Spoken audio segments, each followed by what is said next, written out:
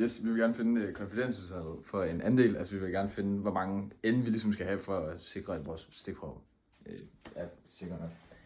Så det vi starter med, i vores oprindelige formel, der bruger vi for konfidensintervallet, der bruger vi p hat plus minus vores konfidensinterval.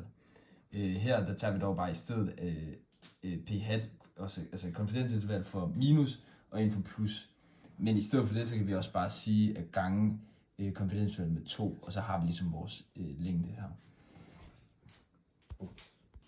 Yes, og nu skal vi så reducere, så vi, hvad er det nemmeste at flytte væk her, det er, at vi dividerer vores, den her herover, og så bliver det, så har vi jo har det herover, så går det herover, så nu har vi på den anden side.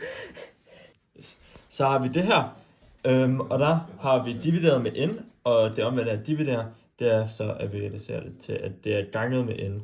Så vi står ganget med n herover, hvor det så har det sådan her. Og så her, så tager vi så det her stykke her, og det dividerer vi så her, og så sætter vi større eller lige med n.